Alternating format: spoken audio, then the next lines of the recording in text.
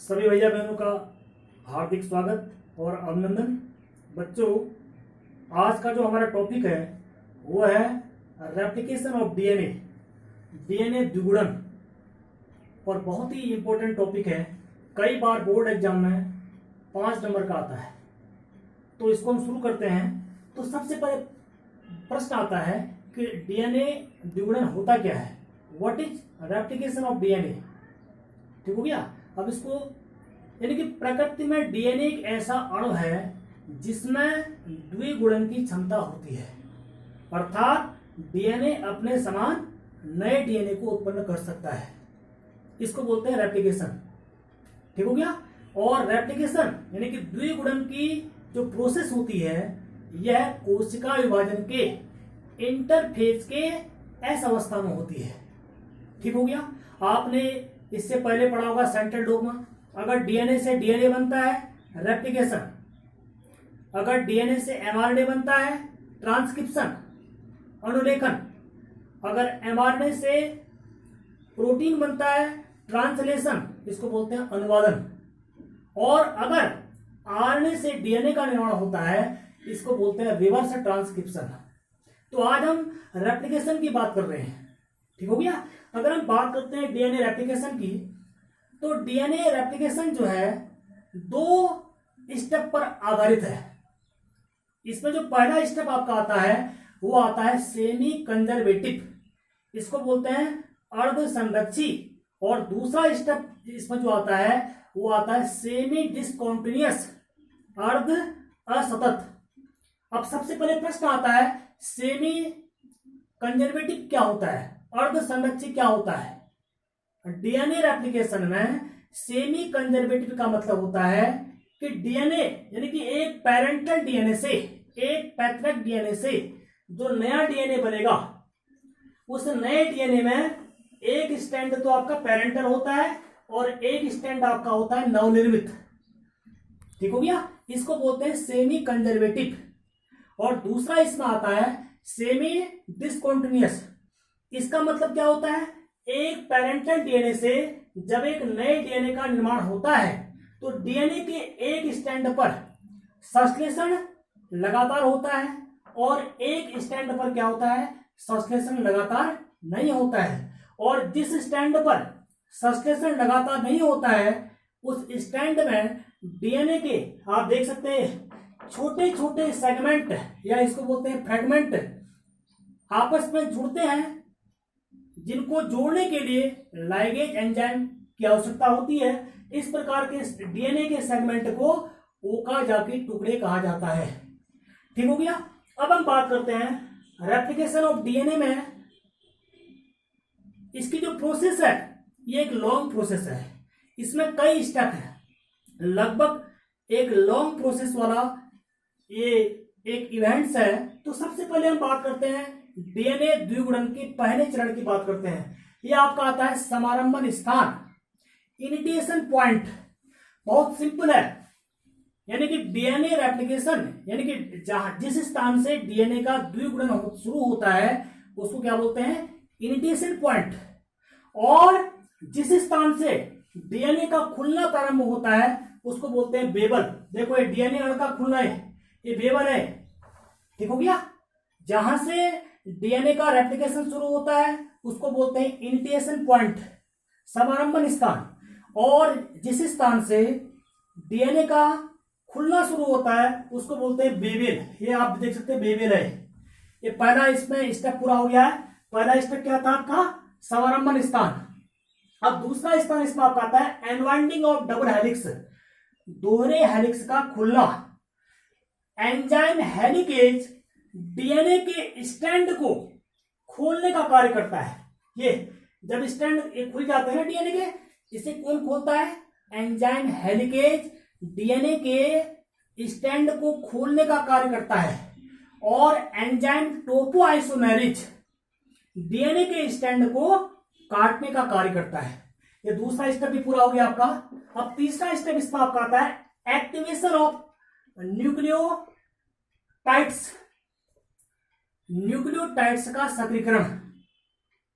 ठीक हो गया। एक होता है न्यूक्लियोसाइट और एक होता है न्यूक्लियोटाइड्स। न्यूक्लियोसाइड्स क्या होता है, जिसमें क्षारक और शर्करा होती है, उसको बोलते हैं न्यूक्लियोसाइड्स।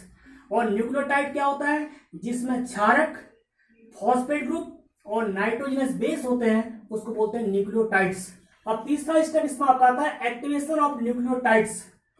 केंद्रक द्रव्य में उपस्थित फास्फोरिलेज एंजाइम और एटीपी की उपस्थिति में ये काफी सक्रिय हो जाते हैं। इस प्रकार की क्रिया को फास्फोरिलेशन कहा जाता है। 3 स्टेप पूरे हो गए। अब चौथा स्टेप इसमें आपका आता है formation of RNA primer. RNA primer का निर्माण कैसे होता है, बहुत सिंपल है। यानी कि आरएनए प्राइमर का जो निर्माण होता है वह आरएनए पॉलीमरेज एंजाइम की सहायता से होता है। डीएनए के टेम्पलेट रज्जु पर आरएनए का एक छोटा सा खंड होता है, ठीक हो गया, और इस खंड को बनाए रखने में आरएनए पॉलीमरेज एंजाइम, ठीक है, बहुत रेस्पॉन्सिबल होता है। अगला पॉइंट इसमें आपका आता है formation of DNA chain and elongation of chain, ठीक हो गया।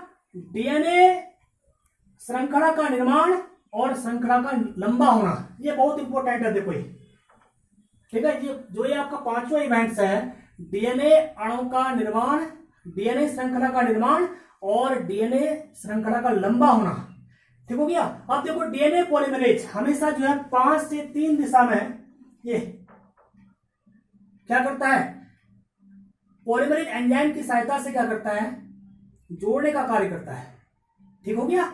अब देखो इसमें 2 प्रकार की घटनाएं होती हैं। एक इसमें आपका आता है कॉन्टिन्यूअस सिंथेसिस, सतत संश्लेषण, और एक इसमें आपका आता है डिसकॉन्टिन्यूअस सिंथेसिस, इसको बोलते हैं असतत संश्लेषण। अब सबसे पहले हम बात करते हैं कंटिन्यूअस सिंथेसिस होता क्या है, सतत संश्लेषण होता क्या है। यानी कि डीएनए का वह स्ट्रैंड है जिसकी ध्रुवता क्या होती है 3 से 5, ये क्या है आपका न्यू डीएनए है, और ये 5 से 3 क्या है इसका पेरेंटल डीएनए है। यानी कि डीएनए का वह ध्रुवत्व जिसमें ध्रुवता 3 से 5 होती है, यानी कि नए वाले डीएनए में जिसका ध्रुवत्व क्या होता है 3 से 5 होता है, इसमें क्या होता है संश्लेषण कंटिन्यूअस होता है, लगातार होता है। इस प्रकार का स्ट्रैंड लीडिंग स्ट्रैंड कहलाता है। क्या कहलाता है, लीडिंग स्ट्रैंड। एग्जाम में प्रश्न आता है लीडिंग स्ट्रैंड क्या है, यानी कि एक पेरेंटल डीएनए से जो नया डीएनए बनता है, उस नए डीएनए में जो 3 से 5 वाला ध्रुवत्व होता है, उस ध्रुवत्व पर क्या होता है डीएनए का संश्लेषण कंटिन्यूअसली होता है। इस प्रकार के स्ट्रैंड को क्या बोलते हैं, लीडिंग स्ट्रैंड बोलते हैं। क्लियर हो गया होगा। अब दूसरा इसमें आपका आता है डिसकॉन्टिन्यूअस सिंथेसिस, असतत संश्लेषण। यानी कि डीएनए का वह स्ट्रैंड जिसमें संश्लेषण कंटिन्यूअस नहीं होता है, इस प्रकार के स्ट्रैंड में ये आप देख रहे हैं डीएनए के छोटे छोटे सेगमेंट आपस में जुड़ते हैं और ये एंजाइम लाइगेज के द्वारा जुड़ते हैं। इस प्रकार के स्ट्रैंड को हम ओकाजाकी फ्रेगमेंट कहते हैं, ओकाजाकी टुकड़े कहते हैं। अर्थात डीएनए के पेरेंटल 3 से 5 वाले स्ट्रैंड से जो 5 से 3 वाला नया डीएनए उत्पन्न हो रहा है, इस 5 से 3 वाले नए डीएनए की ध्रुवता में क्या होता है आपका डिसकॉन्टिन्यूअस सिंथेसिस होता है। और इस प्रकार का जो स्ट्रैंड होता है इसको बोलते हैं lagging daughter strand. Lagging daughter strand यानी कि वह स्ट्रैंड जिसमें संश्लेषण लगातार नहीं होता है, इस स्ट्रैंड पर डीएनए के छोटे छोटे सेगमेंट, छोटे छोटे सेगमेंट लाइगेज एंजाइम की सहायता से जुड़ने का कार्य करते हैं। इन्हें ओकाजाकी टुकड़े कहते हैं। इस प्रकार का स्ट्रैंड लैगिंग डॉटर स्ट्रैंड कहलाता है। ठीक हो गया। अगला इसमें आपका आता है, अगला स्टेप इसमें आपका आता है द्विगुणन शाखा की गति, मोमेंट ऑफ रेप्लिकेशन फॉर्क।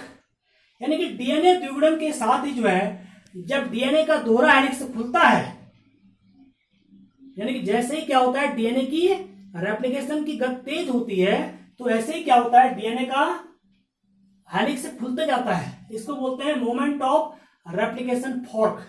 अगला आता है आरएनए प्राइमर का स्थानांतरण, रिमूवल ऑफ आरएनए प्राइमर। बहुत सिंपल है, यानी कि डीएनए श्रृंखला की लंबाई जब बढ़ जाती है, यानी कि जब डीएनए का लंबाई जब बढ़ जाती है तो लंबाई बढ़ने से क्या होता है, आरएनए प्राइमर वहां से क्या होता है, उस श्रृंखला से हट जाता है और इसको हटाने में कौन सहायता करता है, डीएनए पॉलीमरेज। और इसका अंतिम पॉइंट है डीएनए द्विगुणन का अंत, टर्मिनेशन ऑफ डीएनए रेप्लिकेशन।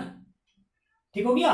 यानी कि जब डीएनए का निर्माण पूरा हो जाता है, अर्थात जब डीएनए का रेप्लिकेशन पूरा हो जाता है तो रेप्लिकेशन के पूरा होने पर जो है, ठीक हो गया, टर्मिनेशन बाइंडिंग प्रोटीन और डीएनए हेलिकेज जो है इस प्रकार की क्रिया को रोक देते हैं। ठीक हो गया, जिससे डीएनए रेप्लिकेशन का अंत टर्मिनेशन जोन में होता है। ठीक हो गया, कहां पर होता है डीएनए रेप्लिकेशन का अंत, टर्मिनेशन जोन में होता है या दूसरी शाखा के साथ जुड़ने से होता है। ठीक हो गया, तो इस प्रकार की प्रोसेस को क्या बोलते हैं, रेप्लिकेशन ऑफ डीएनए। ठीक हो गया, तो रेप्लिकेशन ऑफ डीएनए एक लॉन्ग स्टेप वाली प्रोसेस है। जैसे मैंने आपसे कहा था इसमें कई स्टेप होते हैं। पहला स्टेप बताया था समारंभन बिंदु, जहां से रेप्लिकेशन शुरू होता है। ठीक हो गया, और जहां से डीएनए खुलता है बेबल। उसके बाद दूसरा स्टेप था अनवाइंडिंग ऑफ डबल हेलिक्स, दोहरे हेलिक्स का खुलना। ठीक हो गया, उसके बाद तीसरा था एक्टिवेशन ऑफ न्यूक्लियोटाइड्स, चौथा था फॉर्मेशन ऑफ आरएनए प्राइमर, पांचवा था formation of DNA chain and elongation of chain, अगला था मोमेंट ऑफ रेप्लिकेशन फॉर्क, अगला था रिमूवल ऑफ आरएनए प्राइमर, और इसमें लास्ट स्टेप था टर्मिनेशन ऑफ डीएनए रेप्लिकेशन। यानी कि डीएनए का जो टर्मिनेशन होता है वो कहां पर होता है, टर्मिनेशन जोन में होता है। ठीक हो गया, आशा करता हूं कि इसका डायग्राम बहुत इजी है। देखो ये इसको आप जो देख रहे हैं ये पैरेंटल डीएनए है। आप जानते हैं ना डीएनए में दो स्टैंड होते हैं और दोनों स्टैंड क्या होते हैं, एंटी पैरेलल होते हैं। इसमें जो एक स्टैंड होता है ये पैतृकीय होता है और इसमें एक स्टैंड क्या होता है, नया होता है। अर्थात डीएनए से डीएनए बनता है और जो नया डीएनए बनता है उस नए डीएनए में एक स्टैंड पैरेंटल होता है और एक स्टैंड क्या होता है, नवनिर्मित होता है। इस प्रकार की घटना को रेप्लिकेशन ऑफ डीएनए कहा जाता है। ठीक है, तो बच्चों आज के लिए इतना काफी है। आप लोग इस वीडियो को ध्यान से देखिए। एक बार पुनः सभी लोगों का बहुत बहुत धन्यवाद।